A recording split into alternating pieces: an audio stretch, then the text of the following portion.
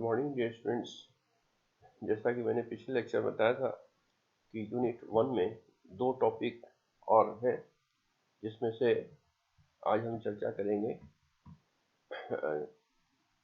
Maintenance of public order and tranquillity, जो कि next slide में आपको दिखेगा।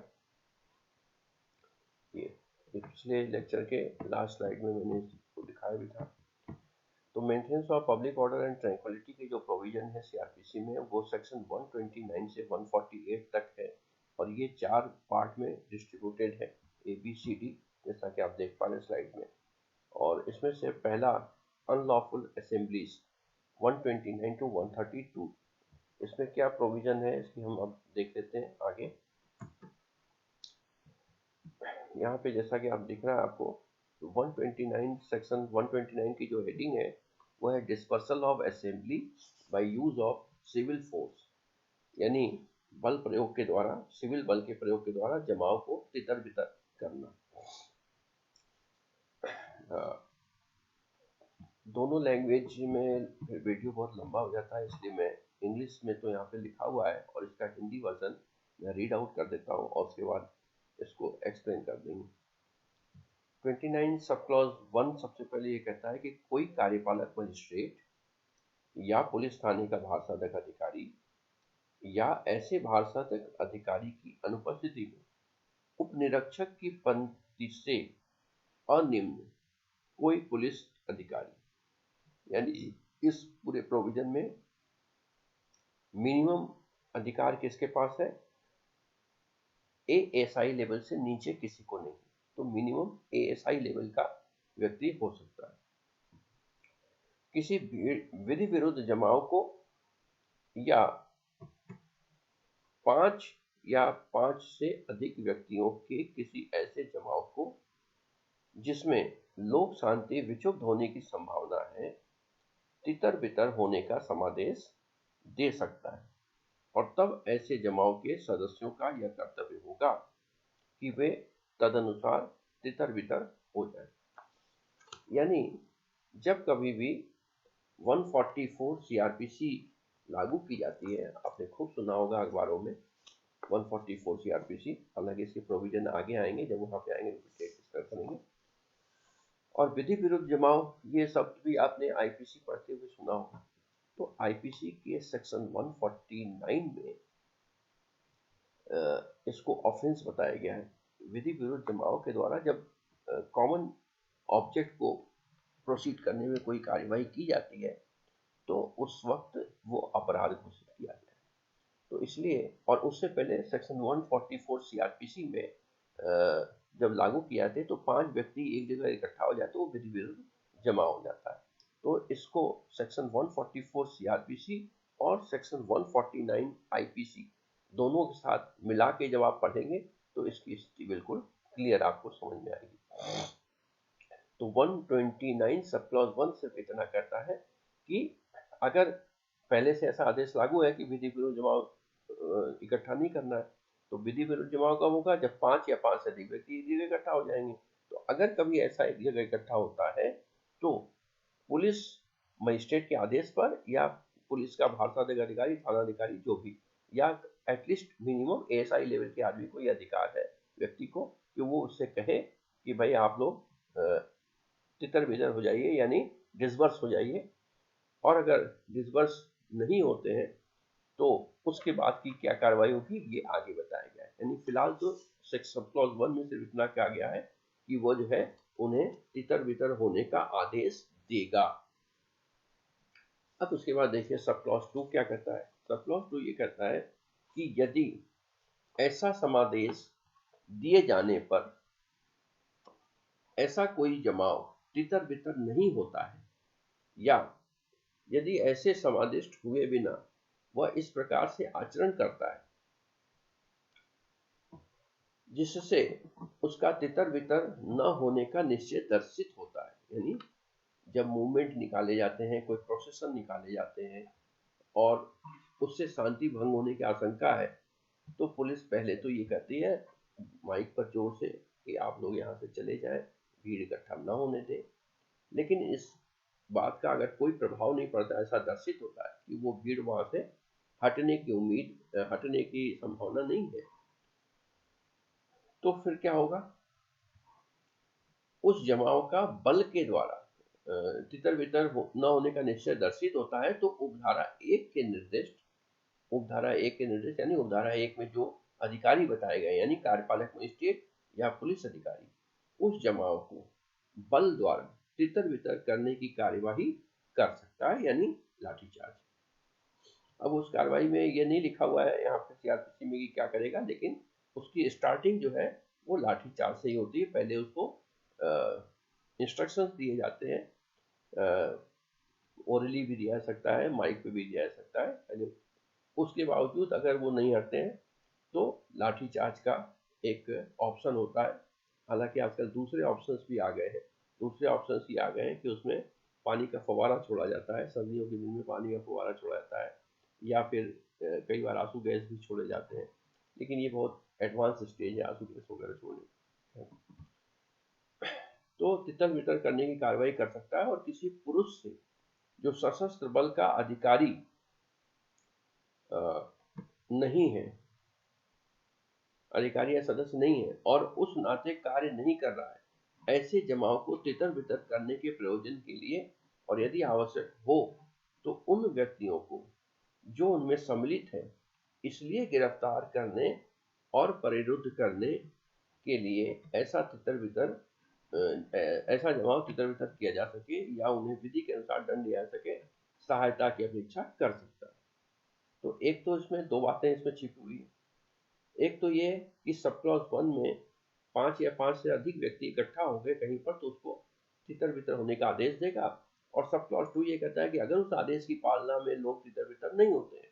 और ऐसी संभावना है कि वो होंगी भी नहीं, तो ऐसे कंडीशन में बल प्रयोग का अधिकार दिया गया है। सीआरपीसी पावर देती है बल प्रयोग का,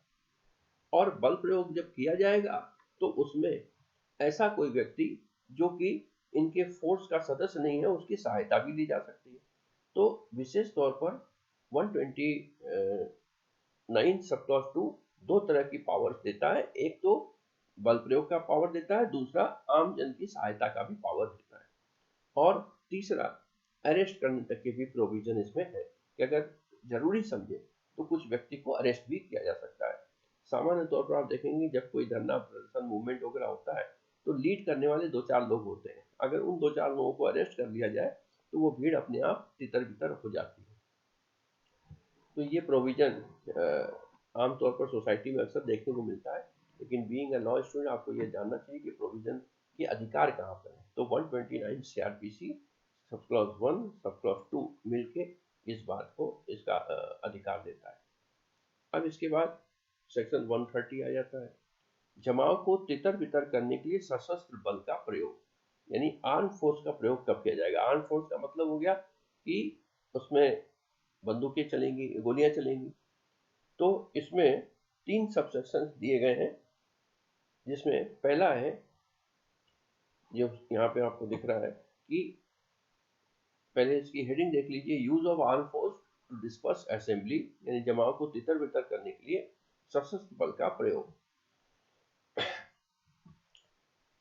तो सब क्लॉज 1 ये कहता है कि यदि कोई ऐसा जमाव अन्यथा तितर बितर नहीं किया जा सकता और यदि लोक सुरक्षा के लिए यह आवश्यक है कि उसको तितर बितर किया जाए, तो उच्चतम पंक्ति का कार्यपालक मजिस्ट्रेट, उच्चतम पंक्ति का कार्यपालक मजिस्ट्रेट कौन होता है? डीएम होता है, डिस्ट्रिक्ट मजिस्ट्रेट, जो उपस्थित हो। लेकिन यहाँ पे ये भी लगा है उपस्थित हो, यानी मौके पर जो उपस्थित हो। आमतौर पर डीएम भी पहुंचता है, छोटे मोटे मामलों में अगर गांव की समस्या है तो तहसीलदार होता है, नहीं तो एसडीएम होता है, उससे भी बड़ा हो तो फिर डीएम होता है। जो उपस्थित हो सशस्त्र बल द्वारा उसे तितर बितर करा सकता है, यानी सीआरपीसी ये पावर देती है मजिस्ट्रेट को कि अगर कोई मूवमेंट बढ़ जाए, एजिटेशन बढ़ जाए या विधि विरुद्ध जमाव इकट्ठा हो जाए और उसको लगता है कि बिना सशस्त्र बल के प्रयोग के ये अलग नहीं होंगे, तो सशस्त्र बल का प्रयोग भी किया जा सकता है। सब क्लॉज 2 130 सब क्लॉज 2 ये क्या कहता है कि ऐसा मजिस्ट्रेट किसी ऐसे अधिकारी से जो सशस्त्र बल के व्यक्तियों की किसी टुकड़ी का समादेशन कर रहा हो, यहाँ पर आप एसपी समझ लीजिए, क्योंकि डीएम एसपी को आदेश देता है। वो अपेक्षा कर सकता है कि वह अपने समादेशाधीन सशस्त्र बल की मदद से जमाव को तितर बितर करा दे और उसमें सम्मिलित ऐसे व्यक्तियों को जिनकी बाबत मजिस्ट्रेट निर्देश दे या जिन्हें जमाव को तितर बितर करने या विधि के अनुसार दंड देने के लिए गिरफ्तार और परिरुद्ध करना आवश्यक हो, गिरफ्तार और परिरुद्ध करे। तो यहाँ पर जब भी इस तरह की कोई कार्रवाई होती है जहाँ पर बल प्रयोग किया जाना है, वहां पर पुलिस का जो अधिकारी होता है उससे मिली भगत से होता है, या मिली भगत यूं कह लीजिए कि जो पुलिस है वो डायरेक्ट डीएम के आदेश पर नहीं करती, डीएम एसपी को कहता है, या अगर हम उपखंड स्तर पर करें तो जो एसडीएम है वो सर्किल ऑफिसर को कहता है, और वहां पर डिप्टी एसपी, और वहां पर फिर वो जो पुलिस अधिकारी है वो अपने मातहत को आदेश देता है इस तरह की कार्रवाई की जाने का। ठीक है, तो वहां पर वो जो भी उचित समझे उस तरह के फोर्स का इस्तेमाल कर सकता है, और अगर आवश्यक लगे तो जो ऐसे कोई व्यक्ति है जो लीड कर रहा है इस फोर्स को, इस विधि विरुद्ध जमाव को, उसको अरेस्ट भी कर सकता है। तो सामान्य तौर पर यह प्रक्रिया लाठीचार्ज के माध्यम से स्टार्ट होती है, और उसके बाद बहुत आवश्यक हो तो हवाई फायर तक भी किया जाता है, और हवाई फायर से भी काम न चले तो फिर गोलियां भी लेग्स पर चलाई जा सकती है टारगेट करके। सब क्लॉज 3 130 सब क्लॉज 3, सशस्त्र बल का प्रयोग प्रत्येक ऐसी अध्यपेक्षा का पालन ऐसी रीति से करेगा जैसी वह ठीक समझे, किंतु ऐसा करने में केवल इतने ही बल का प्रयोग करेगा और शरीर और संपत्ति को केवल इतनी ही हानि पहुंचाएगा जितनी उस जमाव को तितर बितर करने और ऐसे व्यक्तियों को गिरफ्तार और निरुद्ध करने के लिए आवश्यक है। तो यहाँ पर सब क्लॉज 2 में पावर तो दिया गया है, लेकिन सब क्लॉज 3 में उस पावर को लिमिट भी किया गया है कि ऐसा नहीं है कि बल प्रयोग करने के अधिकार के में आप जो है सीधे गोली मार दे, जैसा कि जालियांवाला बाग कांड में हो गया था। यहाँ पर सबसे पहले जो पावर इस्तेमाल किया जाता है उसका एक क्रम होता है, और उस क्रम का इसी रूप में प्रयोग किया जाता है कि मिनिमम फोर्स के इस्तेमाल से उस भीड़ को तितर बितर किया जा सके। इसके अंतर्गत पहले उद्घोषणा किया जाना है, उसके बाद किसी तरह का, जैसे आजकल आ गया है पानी के फोर्स वगैरह का इस्तेमाल किया जाना है, उससे भी काम नहीं चले तो लाठीचार्ज किया जाना है, लाठीचार्ज से भी काम न किया जाए तो फिर जो है आंसू गैस छोड़ना, फिर हवाई फायर करना, हवाई फायर से भी काम न चले तो फिर टारगेट करके करना। लेकिन अगर जहाँ पे टारगेट करके हम गोली चला रहे हैं तो वहाँ ये होता है कि गन की जो साइड वो है, एंगल है, वो जमीन की तरफ होता है ताकि गोलियों की आवाज तो हो और जमीन पे गोलियां लगे लेकिन किसी को क्षति ना हो, और अगर बहुत क्षति भी हो तो वो घुटनों से नीचे वाले पैर के पोर्शन में केवल लगे। तो इस तरह के एक क्रम निर्धारित किया गया है, उस क्रम के बाद ही इस तरह के बल प्रयोग किए जाते हैं। इसके बाद नेक्स्ट 131 के सेक्शन में 131 क्या कहता है कि जमाव को तितर बितर करने की सशस्त्र बल की कुछ अधिकारियों की शक्ति, इसमें अधिकारियों की शक्ति की बात की गई है। जब कोई ऐसा जमाव लोक सुरक्षा को स्पष्ट तथा संकटपन कर देता है और किसी कार्यपालक मजिस्ट्रेट से संपर्क नहीं किया जा सकता है, तब सशस्त्र बल का कोई आयुक्त या राजपत्रित अधिकारी ऐसे जमाव को अपने समादेशाधीन सशस्त्र बल की मदद से तितर बितर कर सकता है, और ऐसे किसी व्यक्ति को जो उसमें सम्मिलित हो ऐसे जमाव को तितर बितर करने के लिए या इसलिए कि उसे विधि के अनुसार दंड दिया जा सके गिरफ्तार या परिरुद्ध कर सकता है। किंतु यदि उस समय जब इस धारा के अधीन कार्य कर रहा है कार्यपालक मजिस्ट्रेट से संपर्क करना उसके लिए साध्य हो जाता है तो वह ऐसा कार्य करेगा और तदनुसार इस बारे में या ऐसी कार्रवाई चालू रखे या न रखे मजिस्ट्रेट के अनुच्छेद का पालन करेगा। यानी एक ऑकवर्ड सिचुएशन भी दी गई है। कई बार दंगा फसाद बढ़ जाते हैं और चूंकि सेक्शन 130 में ये मजिस्ट्रेट के आदेश ही कह सकता है, लेकिन अगर कहीं पर मजिस्ट्रेट का आदेश नहीं मिल पा रहा है, मजिस्ट्रेट से संपर्क नहीं हो रहा है, तो वहां पर क्या किया जाएगा, तो वहां पर यह अधिकार जो भी पुलिस का अधिकारी है उसको ये दिया गया है, लेकिन ये भी लिमिट लगाई है कि जैसे ही उसे संपर्क हो उसे नॉलेज में लाया जाएगा और उसके आदेश के बिना कंटिन्यू नहीं किया जाएगा। आमतौर पर आप देखते हैं कि इलेक्शन के तौर में, इलेक्शन के टाइम में ऐसा हो जाता है, बूथ पर काफ़ी ज़्यादा भीड़ इकट्ठी हो गई और वहाँ पर मजिस्ट्रेट से बात नहीं हो पा रही है, तो जो भी वहाँ पर अधिकारी, गजेटेड ऑफिसर या मजिस्ट्रेट लेवल का अधिकारी है, यानी कि एकदम जोनल मजिस्ट्रेट भी है या पुलिस का बड़ा अधिकारी भी है, तो वो मजिस्ट्रेट उस अधिकारी को कह सकता है कि आप इसको तितर बितर करो, लेकिन कब तक? जब तक कि मजिस्ट्रेट से संपर्क न हो जाए। मजिस्ट्रेट के संपर्क होते ही ये अधिकार अपने आप ही समाप्त हो जाता है। तो ये अब इसके बाद नेक्स्ट केवल 132 के सेक्शंस इस प्रोविजन में है और फिर हम पब्लिक न्यूसेंस की चर्चा करेंगे। तो 132 और इसके बाद वैसे 132 में कोई विशेष बात है नहीं। Okay, all the best, thank you आज के लिए।